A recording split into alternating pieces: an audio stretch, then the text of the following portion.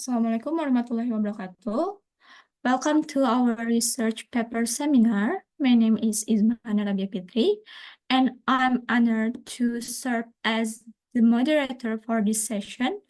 Today, we will listening to the presentation titled Adopting and Adapting English Slang into English Use Among Students.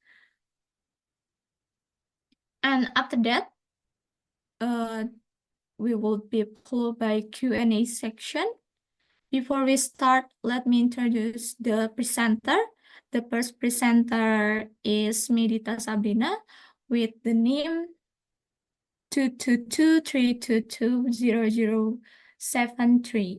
And the second presenter is Shafa Aini Damayanti with the name 222-322-0078.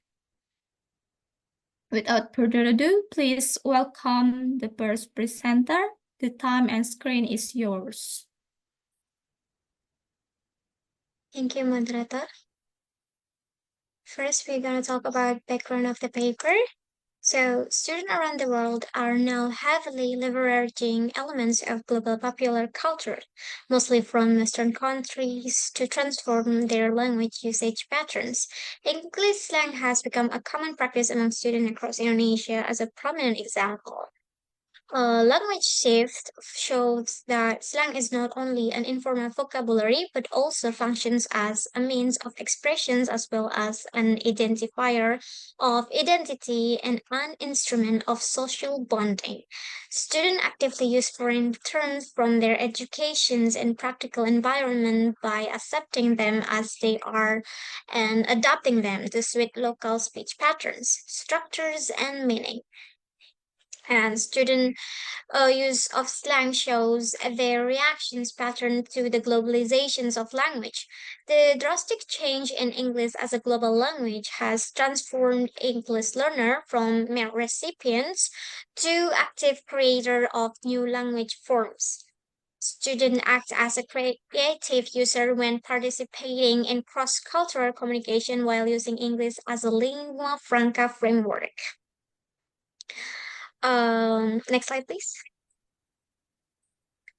So here are the formulations of the problem. The first one is how do students integrate English slang into their use of English? And the second was what factor influence the process of adopting and adaptations of slang by students?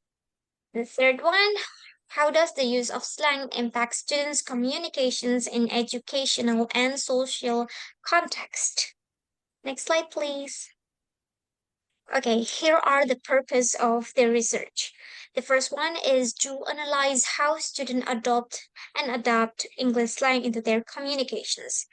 The second one is to identify factors that influence the process of adaptations and adaptations of slang. The last one is to examine the impact of slang use on students' communication strategies in educational and social environment. Next slide, please. Okay, next is benefits of the research. For English teacher, research result can be referenced in understanding the form of authentic and relevant English use of student reality, as well as considerations in designing contextual teaching material. And the next one is for curriculum developers. This finding can be used as a basis for integrating informal language elements in English teaching. And the next one is for further researchers. This study opens further exploration space regarding the dynamics of global and local languages, especially in the context of higher educations. And the last one is for students themselves. This research helps them reflect the way they use English as a part of their identity and social interactions. So the next is theoretical framework. We have 4 theories here. The first is the borrowing theory. Borrowing in language can be classified into 3 main types. The first is borrowing forms, borrowing meanings, and then the third one is the loan translation equivalent. Borrowing forms involve adopting words directly from another language. Borrowing meanings refer to adopting new meanings for existing words, while loan translation are phrases translate a word for word from another language. This theory helps us understand how languages evolve and influence each other. And then the second one is about slang and social identity. Slang plays an important role in shaping social identity. It often group memberships, age, culture, or social class. Through slang, individual can express belonging or distance themselves from certain group. It's a dynamic tool for self-expression and solidarity, especially among youth. And then the third one is English as a global language and lingua franca. English is widely recognized as a global language and lingua franca, meaning it is commonly used for communication between speakers of different native languages. This global spread of English influences education, business, and international relations, making it essential in a cross-cultural communication. And then the last, it is about communication accommodation theory. So, effective communication depends on a speaker's ability to adapt their speaking style according to the listener background and social context. This may involve converging or making speech more similar or diverging or emphasizing differences based on the relationship and goals. It is highlights the role of adaptability in successful interpersonal communication. And then the next is research methodology. Our research design is using the descriptive qualitative method with case study. So 10 students from fourth semester of the English education study program at Sultan Ageng Tirtayasa University are the population. And then the sample we use purposive sampling with the criteria. Students in the first semester of the academic year, people who usually communicate in English in everyday life, both academic and non-academic. And then the third one is subject shows experience or understanding of English slang when using the language through speaking and writing. And then the next is data collection. We use observations, mid-structures, interviews, and questionnaire. And then data analysis, we use content analysis.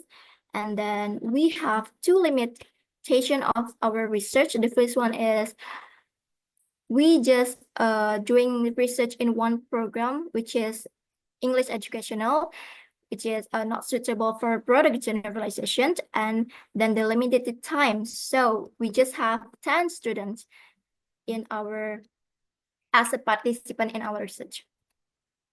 And then the next is result and discussion. This is the table of the example of our participant response. The first is adaptation.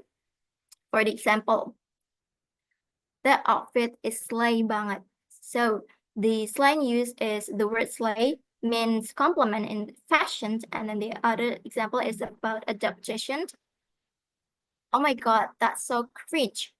The slang used is the word cringe, which is has negative response. So the result of the research data shows that the use of slang demonstrated linguistic influences from various sources and how linguistic adaptation occur throughout the world. Young generation use slang as an innovative linguistic expression to express their creativity and show group affiliation. The social context allows students to adopt global trends while producing regional adaptation of those expressions. Also, adaptation means the acceptance of English slang by students means that they directly adopt these terms with minimal changes in their form. For example, students use the word cringe exactly as native English speakers use it to convey embracement and usually have negative connotation. And the adaptation, the process of slang adaptation occurs when students adjust language expressions to suit the structural or contextual requirement of the student language. And then the following it shows from the example, I'm done, and icon show the emotional tendencies. Gaslighting and pygmies show social relationship, and the other is play and main character showing the solidarity.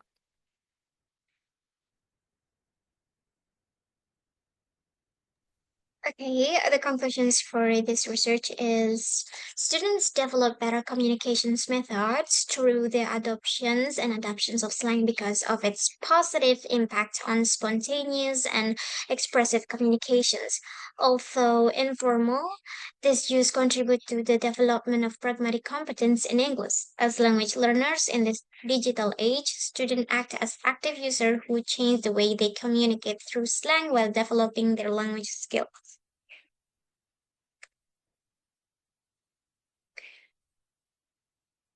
That's all. I give it back to the moderator. Okay, thank you for all the presenter for the great explanation. Now we are open for question. If you have any question or comment, please feel free to raise hand or just open your microphone.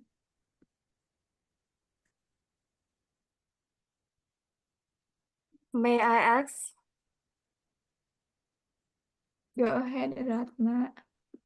So the question is, in an academic context, should the use of slang in English be limited?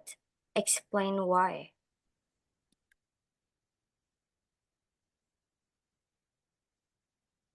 Any question from the others participants? May I? Yeah, Namira. Okay, thank you. So, what is your opinion? What will happen when our generation or anak bangsa uses slang more often, and how to handle it? Okay, thank you. Is it clear enough for the presenter? Okay. Please give the presenter time to answer the question.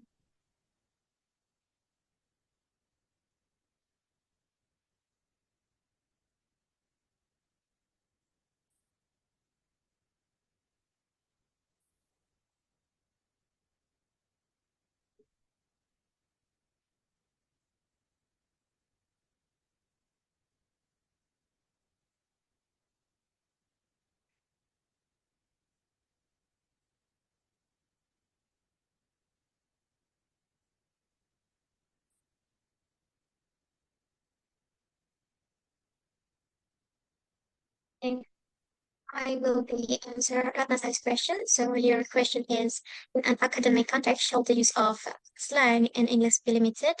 Explain why. The answer is yes. In an academic context, the use of slang in English should generally be limited. Academic writing requires clarity, precision, and formality, all of which can be undermined by slang. Slang terms are often informal, culturally specific, and sometimes ambiguous, which can lead to confusion, especially for readers who are not familiar with the expressions. Additionally, academic work is usually intended for a broad and diverse audience, including international reader, so it's important to use language that is universally understood. Slang can also make the writing seem too casual, reducing its professionalism and credibility. For those reasons, avoiding slang in academic uh, system helps maintain a formal tone, ensure clear communications, and support the objective nature of scholarly work. Is that answering your question, Ratna? Yes, it's very clear. Thank you, Meidita. Okay, you're welcome.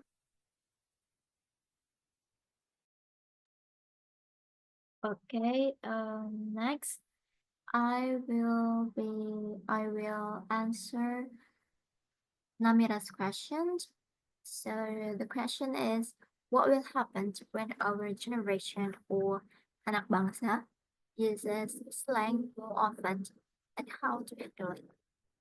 So what will happen when our generation uses slang harmful effects. So, of course, it has positive and negative impact or effect. So, for the positive effect, it might cause group identity and solidarity.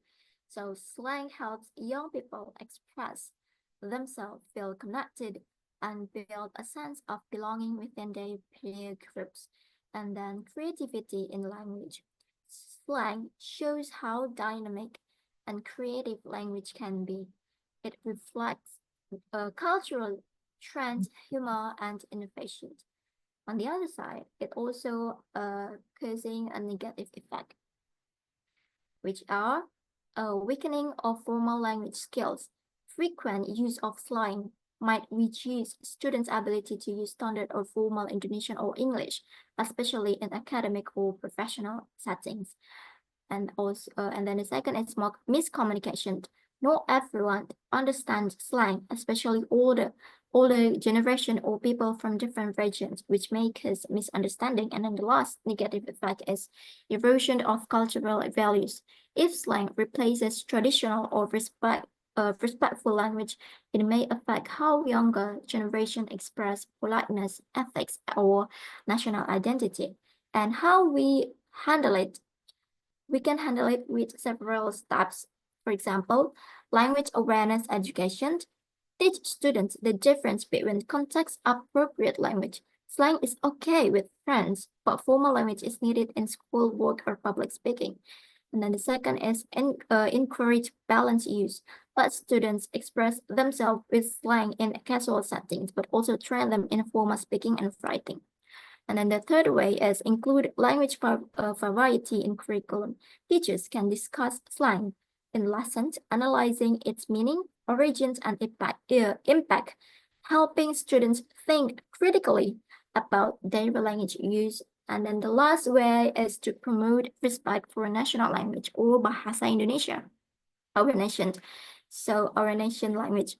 So emphasize pride in using proper Indonesian is formal context to preserve the integrity of the national language. That's all for the answer for Namira. Is it clear enough for you?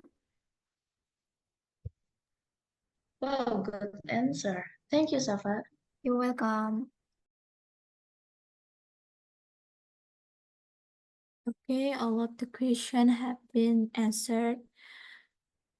Thank you for the great question and response. Once again, let's give a round of applause for the presenter for their excellent work.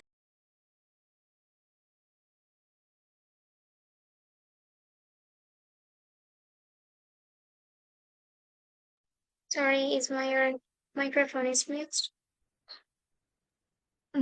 Iya lagi. Okay, all of the questions have been answered. Thank you for the great question and responses. Once again, let's give applause for all of us.